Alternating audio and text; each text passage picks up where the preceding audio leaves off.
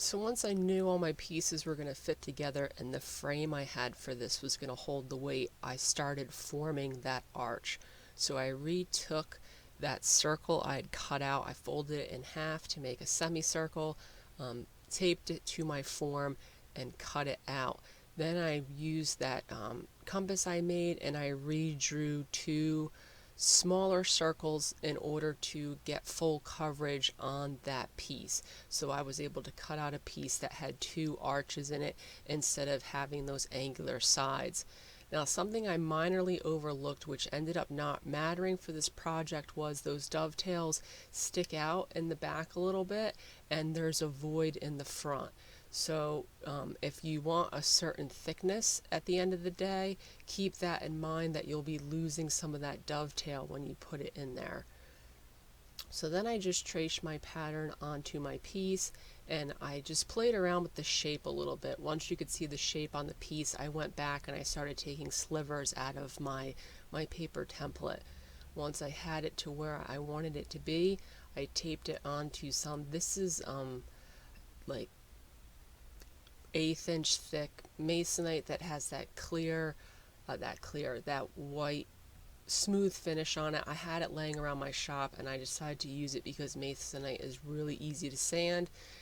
I cut this out with a jigsaw, and then since it's really easy to sand, I just use my belt sander in order to get it to be perfectly smooth. So my final template that I made is actually about 1/8 of an inch altogether smaller than what I want, because the router bit I'm using for this is a down cut spiral bit, and I'm using a bushing to follow this pattern, which means that the bushing will add a little bit of thickness to the piece. So if you make this your exact size, it's going to make it oversized. So I made my pattern undersized in order to make the exact size, and then I put that down cut bit in that router with that brass bushing, and I just followed this pattern in order to get a perfect cut arch. Now this bit will only go down about halfway through, so I will have to flip it and try my best to realign everything up. And I was only taking off about 1/8 of an inch, but the dust really kind of gets compacted in there with each pass. So I was just using some scissors to wipe everything out in between so nothing got jammed up. I think you could count them as you watch, but I think to go through the whole piece I went about 4 or 5 passes, and that was just attached with double-sided stick tape.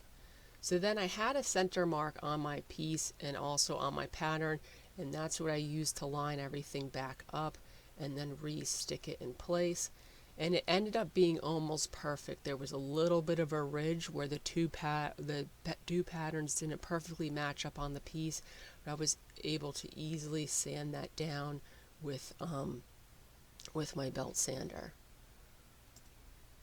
So I'm close to the last pass here, and you'll be able to see once these pieces come off that there is a little bit of a ridge in the center, right in the center of that red oak, but like I said, I was able to easily cut that down with the belt sander. And the nice thing about that router is it leaves a really smooth surface, so this arch is just about done. So once I was able to put that arch in place, I knew that that was going to be the final weight for this piece, so I put a 10-pound weight on the bottom, which is about the amount of weight I assumed I could fit inside of that opening, as well as a 10-pound kettlebell hanging off that arch, which is about the weight of the gong. So once that held, I was able to glue this all together because I knew it would hold the weight of the gong. If it hadn't been able to hold it at that point, I would have had to redesign this a little bit. I would have preferred, so then I started forming the base. I added 2 pieces of walnut on the back side of that box in order to have this kind of move smoother into the arch. I'll be end up taking that down, and I also added a huge nose to the top of this. This wood's actually, and I'm going to mispronounce this, KU Bayou. It's technically something they use more so with decking, and someone gave it to me. It's leftover scrap from their deck, but it's extremely dense and kind of a reddish brown wood. So I wanted a little bit of contrast on the nose, but not an extreme contrast. And I needed to add a little bit of weight to that base. So adding that tip in the front helped with that immensely. I was a little nervous because I know some exotics are oily and don't hold glue, but this glued up pretty nicely. So then I took my chainsaw and I just started roughing out the shape I kind of wanted on the bottom, and I wanted the front to look kind of like the tip of almost our torpedo. I ended up not really liking that, and you'll see later in the video I change it, but the basis of this beginning shaping piece was I made this whole bottom kind of bulbous, and that was going through with the chainsaw and taking off rough spots. And then I have a medium grit metal disc in my angle grinder, which really cuts down material quickly, and then I would kind of smooth everything up with the belt sander. And it was just a process of continually flipping it in my vise, kind of getting it from all sides, shaping it, and seeing how I liked the. So the next bit of clips are not necessarily mistakes as much as they are failed shortcuts. So my original plan for this piece was to have the arch kind of split into two separate heads, almost like a double-headed dragon, and each head would hold a hook that would then hold up the gong string. I knew that that was going to be a lot of work, so I tried cheating it twice in order to make it less three-dimensional and more two-dimensional, but still get the same look. And these are just clips of that process not working. That first one was a piece of ash that didn't work at all, and then because it wasn't long enough in order to fit on the stand. So then this is a really nice piece of cherry I had that was longer, so I thought I could take the angles off of the ash. There's the failed piece of ash, put that on the cherry, and accomplish the same thing, and that also did not end up working. So with this cherry, I ended up having this flat piece, and I was using the curves from the arch in order to match the whole thing. So I had this big slab, and then you could see I put the dovetail on the end of it to fit in there. And then I thought I could put some sort of double-headed apparatus on the top of it. So you would have this big slab with this flat top and the two heads on top, and I ended up hating the way this looked.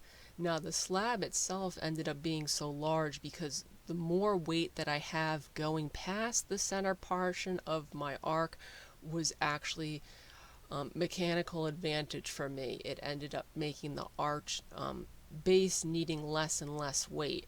I think if I had actually made the base a little bit bigger and that piece on top as large as possible, and the arch not extending as far out, if it was less of a perfect circle and more of like an S-curve, this piece probably wouldn't even need weight in it. So this is that ash that I used. You could see how I'm trying to make it almost like a double head, and it just didn't work. But I do like to put mistakes in these videos so that people that want to experiment and play around realize that this is all part of the process, is kind of trying out new things, and sometimes you don't like them and you end up going back to what you originally planned, which is what happened here. So I ended up painstakingly putting a dovetail into the top of this piece, a dovetail into that piece of ash as well, and the whole thing slid together great and worked quite well. I just completely hated the way it looked. So after that, I just decided to cut my losses and revert back to my original idea, which is funny because it would have just ended up taking the same amount of time. So I took that cherry because it was figured and I wanted to keep it on the outside so you could see it, and I just split it in half with my chainsaw. Once I had those two pieces, I was going to sandwich a piece of birch in between those other pieces. So I had a piece of birch, I added a dovetail onto it the same way I had in all of my other pieces, and that would be the central piece. You can see the cherry will flank that piece of birch, and then I had these scrap angles left over, which ended up being the perfect angle for that to work. And I cut a slab of sweet gum off of some reclaimed lumber I had, and that was going to be what I was using for the angles. I planed that down so that everything was nice and flat. Once that was nice and flat, I was just going to take this slab and cut it at an angle right down the center there. So just a rough angle, which will give me two pizza shaped wedges. So my circular saw was able to get about a little less than halfway through on each side, and I had to hand saw the rest, which I didn't film because it was not a fun process, and I knew it wasn't going to be a fun process because my hand saws really need to be sharpened. But since this is going to be sandwiched between those birch and the cherry, if there's a little bit of tear out in the middle of it, it really wouldn't matter. So I stuck some chisels in there and was able to break it apart after I got sick and tired of hand sawing it, and then shaped it up. Just cleaned up the rough spots with an angle grinder.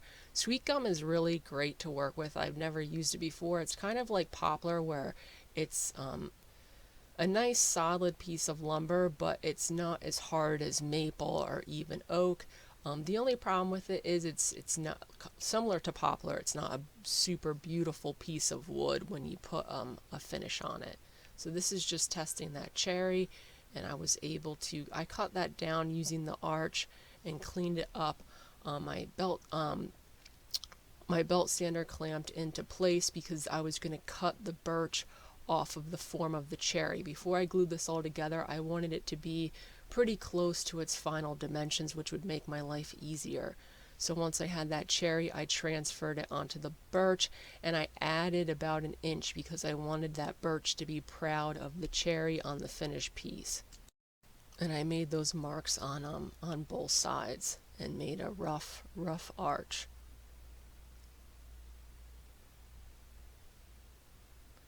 Then I also used that cherry to do the exact same thing for that sweet gum, transferred it, and then cutting the two edges. You want those to be pretty accurate because they're going to be hitting where the piece meets the dovetail. So I was able to cut one on the radial arm saw and then another with my circular saw. And then I used a lot of hand tools on this to clean up my arches. They just work well and faster than the planers, honestly, but I don't have a ton of hand tools, so I was only able to get them on more broad flat pieces of lumber. And then you could just see what that looks like before I cut that second piece of sweet gum. I'm just kind of transferring my marks onto that because you want that sweet gum, those two pieces, you want them to be cut in the exact same spot on the piece so that the angles end up perfect. So before I glued this together, I wanted to do some shaping on this because it would be easiest to do it when they're not all connected angle-wise. So I drew a center mark on all my pieces. I basically wanted to hollow out this sweet gum to add some dimension to it. You could see the first one was kind of trial and error. By the time I got to the second one, I knew which pieces worked best. So this is a dovetail bit that I have in my grinder, and this is kind of worn down from if you've seen my videos on carving the bear. So it went a little slowly, and I'm just kind of basically taking out material from that center arch and fanning it out to the wings. Doing that on all sides with that dovetailing bit.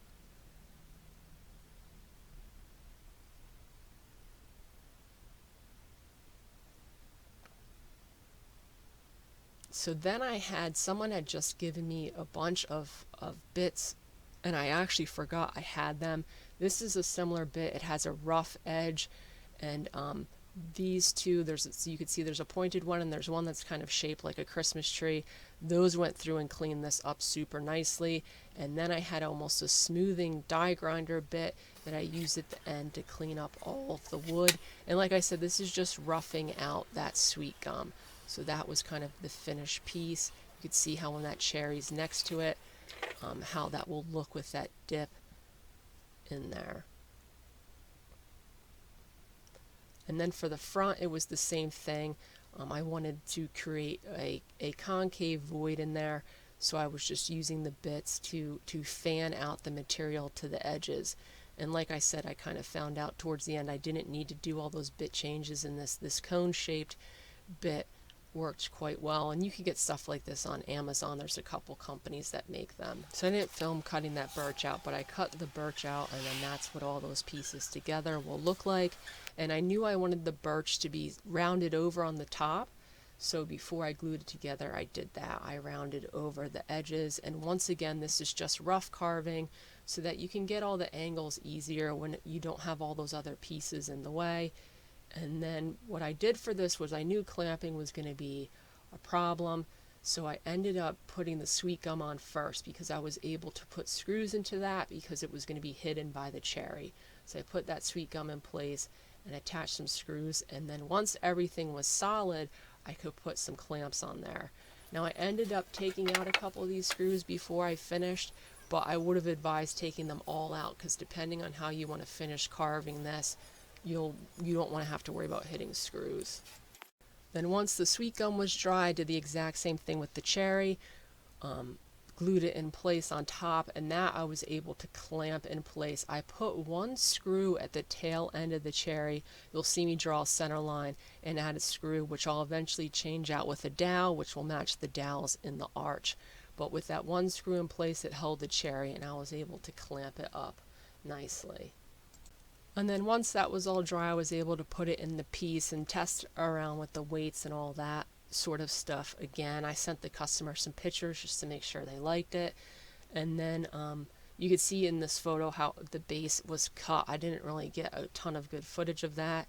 The next video is going to be a lot of shaping the head. The head ends up getting shaped a lot more than I thought I would, as well as some of the shaping the base and just finishing touches and the finish that I put on the stand.